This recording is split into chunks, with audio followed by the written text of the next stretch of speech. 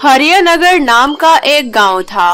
उस गांव में खुशी नाम की एक लड़की अपनी मौसी भाग्यवती और मौसेरी बहन नीलम के साथ रहती थी। खुशी के माँ बाप बचपन में ही गुजर गए थे, इस वजह से वो अपनी मौसी के साथ ही रहती थी। नीलम दिखने में बहुत खूबसूरत थी, जबकि खुशी का रंग बहुत काला था और वो बहुत बुरी दिखती थी। लेकिन खुशी दिल की बहुत अच्छी थी। खुशी दिखने में अच्छी नहीं थी, बस यही वजह थी कि उसकी मौसी उस पर बहुत अत्याचार करती थी। वो घर का सारा काम भी खुशी से ही करवाया करती थी और तो और उसको मारा पीटा भी करती थी। नीलम भी खुशी को बहुत सताती थी। ऐसे ही एक दिन भाग्यवती खुशी से कहती है, ओ हीरोइन, जरा एक कप चाय तो लेकर आना। अभी लाई मौसी। खुशी तुरंत ही भाग्यवती के लिए चाय बनाती है। खुशी को चाय बनाने में ज्यादा से ज्यादा 5 मिनट लगता है, लेकिन फिर भी जब वो चाय लेकर मौसी के पास जाती है तो मौसी चाय की कप फेंकते हुए कहती है, कलमुही, मैंने तुझसे कितनी देर पहले चाय मांगी थी और तो अब चाय लेकर आ रही है। मौसी जी, अभी बस 5 मिनट ही तो हुए हैं और चाय बनाने में टाइम तो लगता ही है ना। ओहो, अब मुझसे जबान भी लड़ा रही है। जितनी गंदी शक्ल है उतनी ही गंदी जुबान है। रुक, मैं तुझे अभी बताती हूँ। इतना कहकर भाग्यवती खुशी की बहुत पिटाई करती है। वहीं खड़ी नीलम खुशी को पिटता देख बहुत हंसती है। खुशी के साथ अक्सर ऐसा ही हुआ करता था। बिना किसी गलती के उसकी मौसी अक्सर उसकी पिटाई कर दिया करती थी और साथ ही उसके रंग रूप को लेकर भी हमेशा ताने देती रहती थी। ऐसे ही एक दिन भाग्यवती और नीलम बाजार जा रहे थे। तभी हिम्मत जुटाकर खुशी अपनी मौसी से कहती है, मौसी, क्या मैं भी आपके साथ बाजार चलूं? तूने ऐसा सोच भी कैसे लिया कि मैं तुझे अपने साथ बाजार लेकर जाऊंगी? मुझे अपनी बेइज्जती थोड़ी करवानी है। लोगों को ऐसा लगेगा कि मैं किसी काली भैंस को चराने जा रही हूँ। इतना कहकर भाग्यवती और नीलम दोनों हंसने लगते हैं। खुशी को इस बात का बहुत दुख होता है। खुशी के साथ सिर्फ घर में ही ऐसा नहीं होता था, उसके ट्यूशन में उसके साथ की लड़कियां भी उसका बहुत मजाक बनाती थी। ऐसे ही एक दिन ट्यूशन में एक लड़की उसे कहती है, अरे खुशी, तू इतनी काली क्यों है? ऐसा लगता है अमावस की चांद है। तेरे पूरे चेहरे पर सिर्फ तेरे दांत ही दिखते हैं। खुशी उस लड़की की बातों का कोई जवाब नहीं देती और अपने एक ट्यूशन फ्रेंड अंकित के पास चली जाती है। क्या बात है खुशी, तुम दुखी क्यों लग रही हो? तुम्हें तो पता ही है अंकित, मेरे रंग रूप को लेकर सब मेरा कितना मजाक बनाते हैं। घर में, बाहर, हर जगह सब बस मेरा मजाक ही बनाते हैं। अरे खुशी, तुम दुखी मत हो। लोग कुछ भी कहें तो उनकी बातों की तरफ ध्यान मत दिया करो। वैसे भी तुम्हारा नाम खुशी है, तो तुम खुशी रहा करो। अंकित की बातों से खुशी हंसने लगती है। खुशी और अंकित एक बहुत अच्छे दोस्त थे और जिस तरह अंकित खुशी को समझाया करता था, खुशी को ऐसा लगता था कि अंकित उसे पसंद करता है और कहने से डरता है। यही सब सोचकर खुशी अंकित से कहती है, Ankit, I love you. I think I love you. Do you love me? अरे खुशी, तुम ये कैसी बातें कर रही हो? मैं तुम्हें बस अपनी एक अच्छी दोस्त मानता हूँ, इससे ज्यादा और कुछ भी नहीं। तुमने ये सब सोच भी कैसे लिया? तुम्हारा और मेरा कोई मेल नहीं है और ऊपर से तुम्हारा रंग। मुझे माफ करना, लेकिन सच्चाई तो यही है ना कि तुम बहुत बदसूरत हो यार। इतना कहकर अंकित वहाँ से चला जाता है और खुशी बहुत निराश हो जाती है और घर के लिए निकल जाती है। खुशी पूरे रास्ते यही सोचते सोचते घर जा रही थी कि भगवान ने उसे इतना बदसूरत क्यों बनाया। हे भगवान, आपने दुनिया के सारे दुख मेरी किस्मत में क्यों लिखे हैं? मेरे माँ बाप को भी मुझसे छीन लिया, जिसकी वजह से मुझे खड़ूस मौसी के पास रहना पड़ रहा है। मौसी मुझ पर कितने जुल्म करती है, लेकिन मैंने कभी आपसे शिकायत नहीं की। ऊपर से आपने मुझे अच्छी शक्ल सूरत भी नहीं दी। खुशी ये सब सोचते सोचते रास्ता भटक जाती है। उसको थोड़ी देर बाद ध्यान आता है, अरे ये मैं कहाँ आ गई? लगता है मैं रास्ता भटक गई। अगर मुझे घर जाने में लेट हुआ तो मौसी बहुत मारेगी। अब मैं क्या करूं? खुशी वहीं बैठकर रोने लगती है। खुशी को रोता देख वहाँ एक परी प्रकट होती है। परी खुशी से कहती है, क्या बात है खुशी, तुम रो क्यों रही हो? तुम कौन हो और तुम्हें मेरा नाम कैसे पता? अभी तुमने ही तो भगवान से इतनी सारी शिकायत की।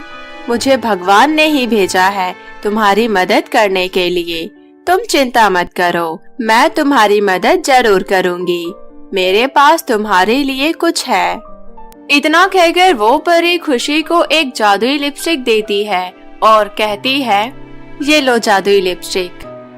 इतना बोलते ही परी गायब हो जाती है। परी को भी कितनी जल्दी थी जाने की। उन्होंने बताया भी नहीं कि जादुई लिपस्टिक का इस्तेमाल कैसे करना है, और ये भी नहीं बताया कि मैं यहाँ से घर कैसे जाऊँ। लिपस्टिक, तुम तो जादुई हो ना? क्या तुम्हारे अंदर मुझे घर पहुँचाने की शक्ति है? खुशी के इतना कहते ही जादुई लिपस्टिक उसे घर पहुँचा देती है। घर पहुँचने के बाद मौसी कहती है, कहाँ मर गई थी? किससे मिलने गई थी? सच सच बता। किसी से नहीं मौसी माँ। झूठ बोलती है मुझसे? कोई बात नहीं, इसका इलाज भी है मेरे पास। नीलम, जरा डंडा तो लाना बेटी। फिर क्या था, जादुई लिपस्टिक अपना जादू दिखाती है और भाग्यवती का डंडा अपने आप गायब हो जाता है। माँ, डंडा तो मिल ही नहीं रहा। आज आप खुशी की पिटाई हाथ से ही कर दो। लड़की, किस्मत है तेरी, तू आज बच गई, तुझे तो मैं कल बताऊंगी। खुशी समझ जाती है कि जादुई लिपस्टिक ने ही उसे बचाया है। वो कमरे में जाकर जादुई लिपस्टिक का धन्यवाद करती है और अगले दिन सुबह सुबह वो जादुई लिपस्टिक लगाती है। जादुई लिपस्टिक को लगाते ही खुशी अप्सरा से सुंदर हो जाती है। खुशी अपने आप को आईने में देखकर बहुत खुश होती है। फिर जब वो ट्यूशन के लिए जाने लगती है तो नीलम उसे देखकर कहती है, माँ, देखना जरा इस काली भैंसिया को, कितनी चमक रही है आज। सही कह रही है तू इसके साथ ट्यूशन जा और पता लगा कि अचानक से ये इतनी खूबसूरत कैसे हो गई। ठीक है माँ। इतना कहकर नीलम खुशी के पीछे पीछे ट्यूशन जाती है। ट्यूशन में वही लड़कियाँ जो खुशी का मजाक बनाया करती थी, वही उसके तारीफों के पुल बांधते नहीं थक रही थी। अरे खुशी, तुम कितनी खूबसूरत लग रही हो। आखिर ऐसा क्या हुआ जो तुम एक दिन में इतनी खूबसूरत हो गई? खुशी उस लड़की को सारी बात बताती है कि उसके पास एक जादुई लिपस्टिक है। खुशी की ये बात नीलम सुन लेती है और वो फटाफट घर आ जाती है। नीलम अपनी माँ को लिपस्टिक के बारे में बताकर खुशी के कमरे से लिपस्टिक को चुरा लेती है और खुद लगा लेती है। लिपस्टिक लगाते ही नीलम बहुत बदसूरत हो जाती है। वो आईना देखकर जोर जोर से रोने लगती है। साथ ही भाग्यवती भी अपनी बेटी का चेहरा देखकर परेशान हो जाती है। थोड़ी देर बाद जब खुशी घर लौटती है तो भाग्यवती उससे कहती है, बेटी। भाग्यवती ने पहली बार खुशी को बेटी कहा था। ये सुनकर खुशी बहुत खुश होती है। उसकी आंखों में आंसू आ जाते हैं। वो नम आंखों से कहती है, जी मौसी माँ, क्या हुआ? आप परेशान क्यों लग रही हैं? बेटी, देखना नीलम के चेहरे को क्या हो गया है। इसने तेरी जादुई लिपस्टिक लगाई थी, उसे लगाते ही ये बहुत बदसूरत हो गई है। अब तू ही हमारी मदद कर सकती है। खुशी अपनी मौसी की बात सुनकर फौरन भागते हुए उस जंगल में जाती है और परी को आवाज लगाने लगती है। परी प्रकट होती है। तभी खुशी परी से कहती है, परी, मेरी बहन ने गलती से मेरी लिपस्टिक लगा ली थी। उसे लगाने के बाद वो बहुत बदसूरत हो गई है। तुम प्लीज कुछ करो, मैं उसे इस हालत में नहीं देख सकती।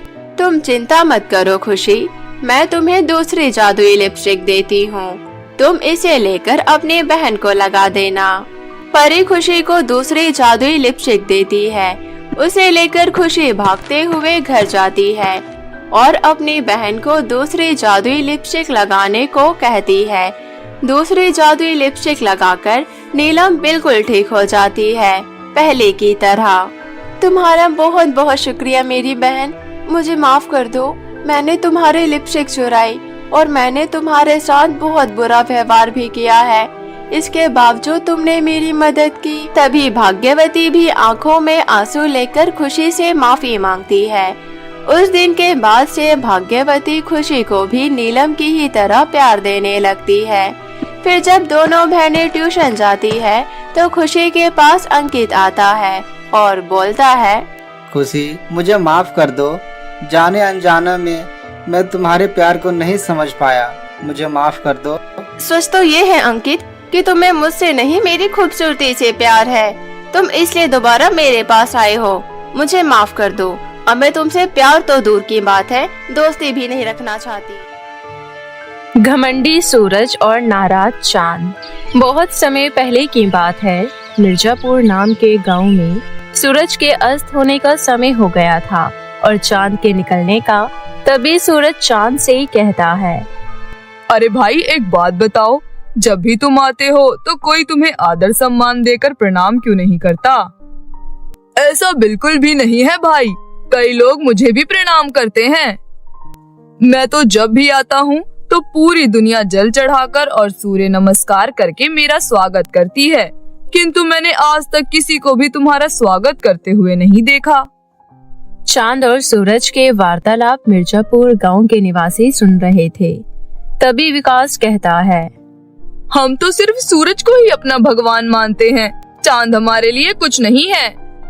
नहीं, ऐसी बात नहीं है। चांद भी हमारे लिए भगवान समान ही है। चांद भी हमें रोशनी देते हैं। सूरज भगवान तो हमें रोशनी और धूप देते हैं, लेकिन चांद वो हमें क्या देते हैं? कुछ भी नहीं, सारी रात तो हम सोए रहते हैं, तो फिर उस रोशनी का हम क्या करेंगे? हमें चांद की जरूरत नहीं है।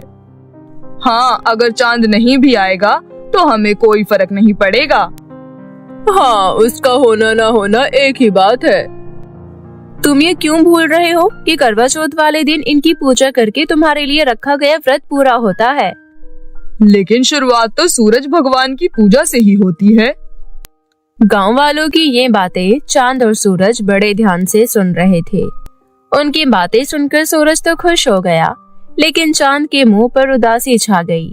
फिर सूरज चांद से कहने लगा, देखा, मिर्जापुर के लोग भी मुझे ही अपना भगवान मानते हैं और उनकी नजरों में तुम्हारी कोई अहमियत नहीं है, परंतु मैं भी तो रोशनी देता हूँ और अगर मैं ना रहूं तो मेरे बिना इनकी जिंदगी भी अस्त व्यस्त हो जाएगी। ये तुम्हारी गलत फहमी है। इन लोगों को तुम्हारी बिल्कुल भी जरूरत नहीं है।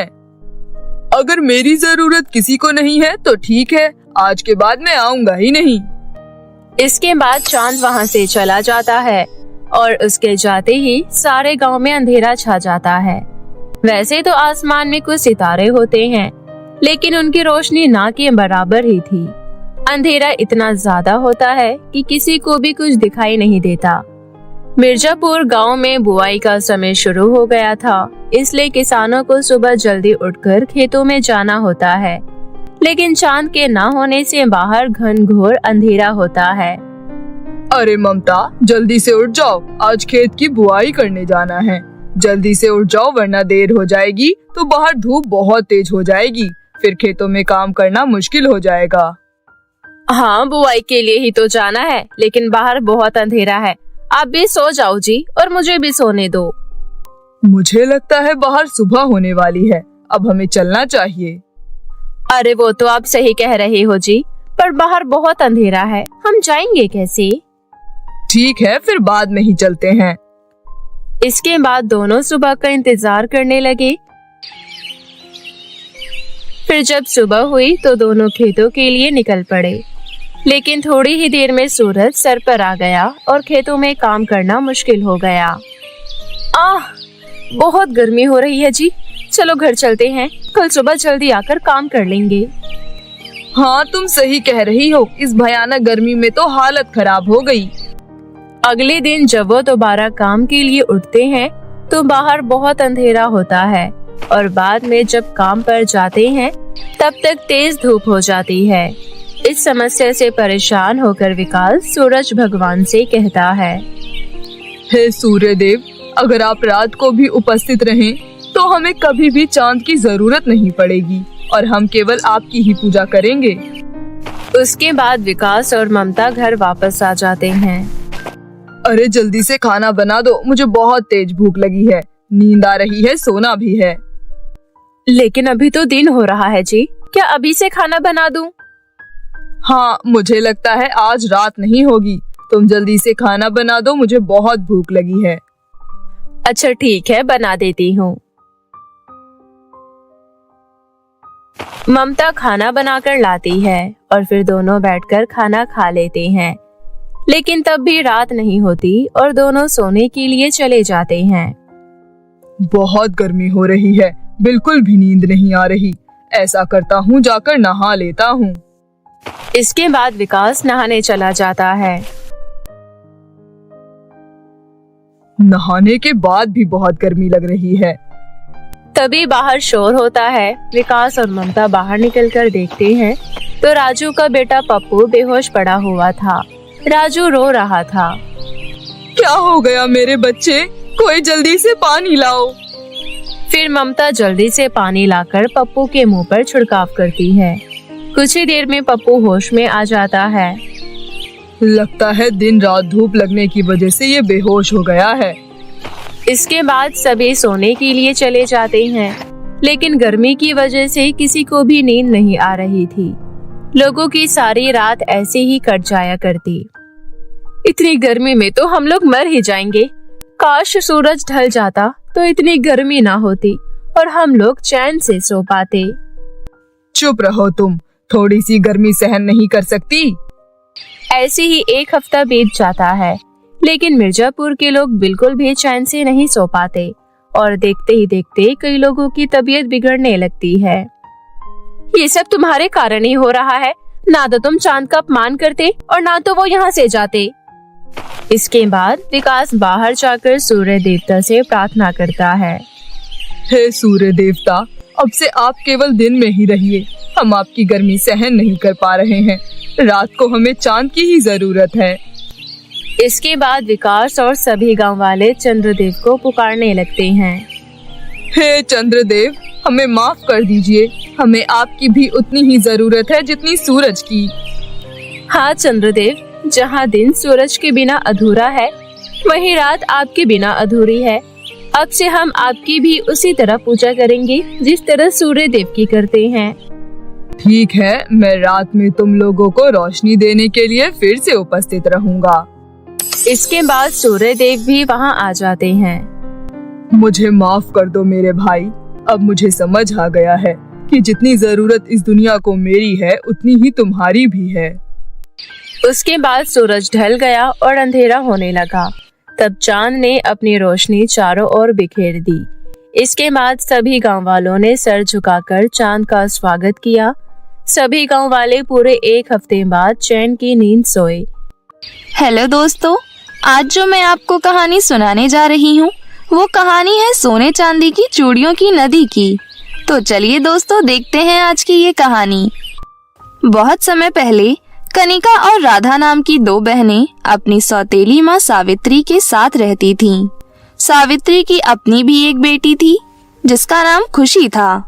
खुशी और सावित्री राधा और कनिका के साथ बहुत बुरा व्यवहार करती थीं और उनसे घर का सारा काम करवाती थीं। अरे ओ राधा की बच्ची, कहाँ मर गई? जी माँ, बोलिए क्या हुआ? सुन, मेरी बेटी का आइसक्रीम खाने का मन है। ये ले पैसे और आइसक्रीम लेकर आ।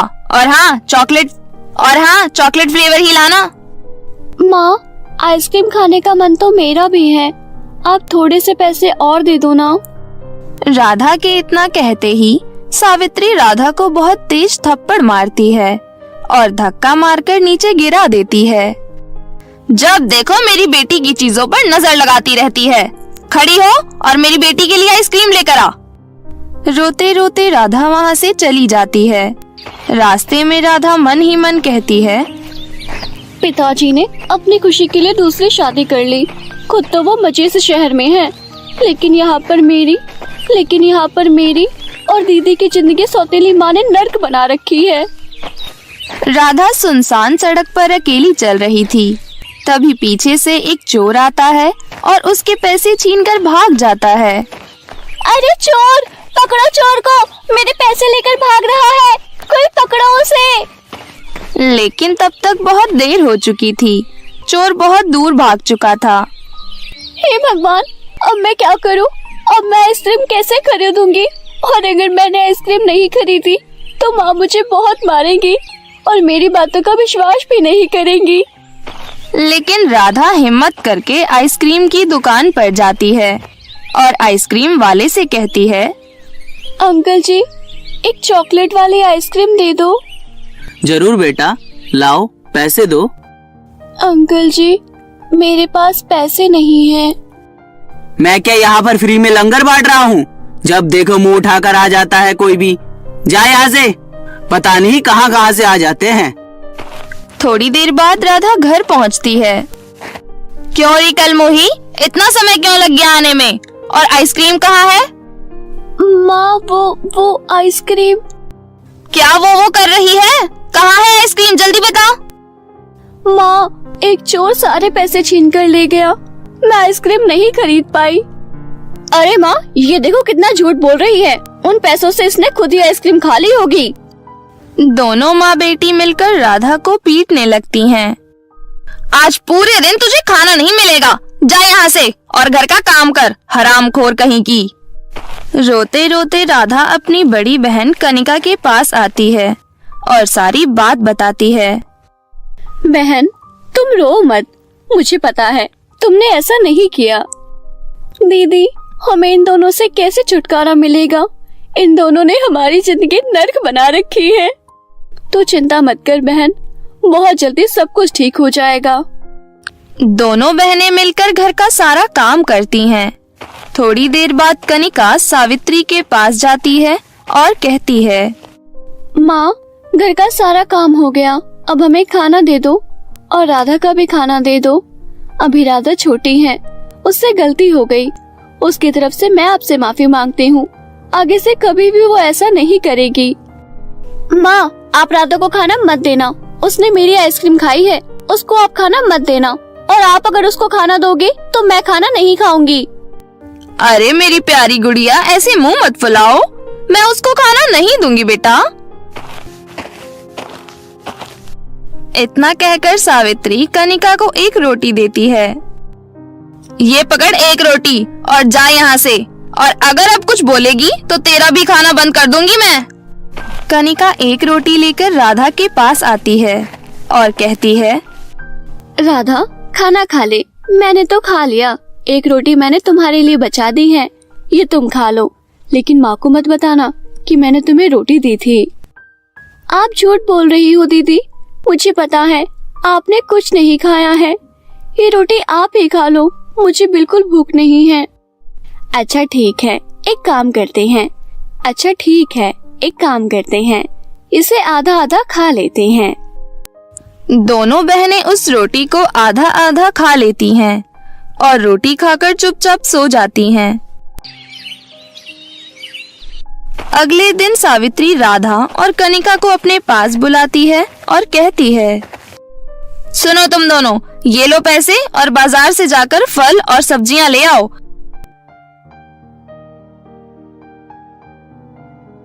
और हाँ, आज तुम दोनों बाजार बिना चप्पल के जाओगी, यही तुम्हारी सजा है। लेकिन माँ, बाहर तो इतनी तेज धूप है, हम नंगे पैर कैसे चलेंगे? मैंने एक बार बोल दिया तो बोल दिया, जाओ यहाँ से, बाजार से सब्जियां लेकर आओ, नहीं तो प्रेस से तुम्हारे हाथ जला दूंगी। रोते रोते दोनों बहन बाजार चली जाती हैं। बाहर धूप बहुत तेज थी, दोनों के पैर जल रहे थे। दीदी, मेरे पैर जल रहे हैं, मुझसे चला नहीं जा रहा। राधा, तू एक काम कर, इस पेड़ के नीचे बैठ जा, मैं सब्जियां लेकर आ जाती हूँ। तभी कनिका और राधा के पास एक बुढ़िया आती है। अरे बेटी, मुझे चक्कर आ रहे हैं, क्या तुम ये सामान मेरे घर तक छोड़ दोगी? बस थोड़ी ही दूर पर मेरा घर है। आइए दादी, आप हमारे साथ चलिए, हम आपके सामान और आपको घर छोड़ देते हैं। दोनों बहनें बुढ़िया का सामान लेकर बुढ़िया के पीछे पीछे चलने लगती हैं। थोड़ी देर बाद कनिका और राधा बुढ़िया के घर पहुंच जाती हैं। तुम दोनों का बहुत बहुत शुक्रिया। तुम दोनों तो बहुत ही संस्कारी हो। लेकिन बेटी, तुम दोनों इतनी गर्मी में कहाँ जा रही थी और तुम नंगे पैर क्यों हो? बूढ़ी औरत की बात सुनकर राधा रो पड़ती है और कहती है, दादी, हमारे घर में हमारी सौतेली माँ है जो हम पर बहुत अत्याचार करती है। आज तो उन्होंने हद ही कर दी, हमें नंगे पैर इतनी धूप में बाजार में सब्जी लाने को भेज दिया। हे भगवान, तुम्हारी सौतेली माँ तो बहुत ही दुष्ट औरत है। ऊपर वाला ऐसी सौतेली माँ किसी को ना दे। लेकिन तुम दोनों चिंता मत करो, मैं तुम्हारी मदद करूँगी। उसके बाद वो बूढ़ी औरत उन दोनों को एक नदी के पास ले आती है। बेटी, ये सोने और चांदी की चूड़ियों की नदी है। हे जादुई नदी, इन दोनों बहनों की मदद करो। तभी उस नदी से सोने और चांदी की चूड़ियां बाहर निकल कर आती हैं। बेटी, तुम ये चूड़ियां रख लो। ये सोने और चांदी की जादुई चूड़ियां हैं। ये तुम्हारी हर मुसीबत में मदद करेंगी। उसके बाद दोनों बहनें चूड़ियां लेकर अपने घर चली जाती हैं। अब जब भी सावित्री राधा और कनिका को मारती थी तो राधा और कनिका बहुत हंसती थी। उन दोनों पर मार का कोई असर नहीं होता था और अब वो दोनों अपनी सौतेली माँ से खाना भी नहीं मांगती थी। वो दोनों सोने और चांदी की चूड़ियों से ही खाना मांगती थी और सोने और चांदी की जादुई चूड़ियों की मदद से घर का सारा काम भी कर लेती थी। माँ, आप देख रही हो ना, आज के लिए दोनों बहनें कुछ ज्यादा ही खुश रहती हैं और अब तो आपसे खाना भी नहीं मांगती और तो और घर का काम भी बहुत जल्दी कर लेती है। हम दोनों इन्हें कितना मारते हैं लेकिन कोई असर ही नहीं है इन दोनों पर। मुझे लगता है कुछ न कुछ गड़बड़ जरूर है। आज से हम दोनों इन दोनों पर नजर रखेंगे। दोनों माँ बेटी छुपकर राधा और कनिका पर नजर रखने लगी। एक दिन राधा और कनिका सोने और चांदी की चूड़ियों से खाना मांगती हैं, तो वो सब सावित्री और प्रिया देख लेती हैं। अरे माँ, इन दोनों के पास तो सोने और चांदी की जादुई चूड़ियाँ हैं। माँ, ये चूड़ियाँ मुझे भी चाहिए। इसके बाद सावित्री और खुशी राधा और कनिका के कमरे में जाती है और उनसे चूड़ियां छीन लेती है। इसके बाद खुशी और सावित्री अपने हाथों में चूड़ियां पहन लेती हैं, लेकिन चूड़ियां पहनते ही उन दोनों को बहुत तेज करंट लगता है। अरे माँ, इन चूड़ियों में तो करंट आ रहा है। बचाओ, कोई बचाओ मुझे। राधा, कनिका, बेटियों मुझे माफ कर दो। हमने तुम्हारे साथ बहुत गलत किया है। रोको ना इनको। सोने और चांदी की जादुई चूड़ियाँ, इन्हें माफ कर दो, इन्हें छोड़ दो। राधा के इतना कहते ही सावित्री और खुशी के हाथों में से चूड़ियां निकल जाती हैं। हमें माफ कर दो बेटी, हम आज के बाद तुम्हारे साथ बहुत अच्छा व्यवहार करेंगे। उस दिन से खुशी और सावित्री दोनों राधा और कनिका से अच्छा व्यवहार करने लगी। अब सभी मिलजुल कर हंसी खुशी रहने लगे। तो मेरे प्यारे दोस्तों, कैसी लगी आपको हमारी ये कहानी, हमें कमेंट करके जरूर बताएं।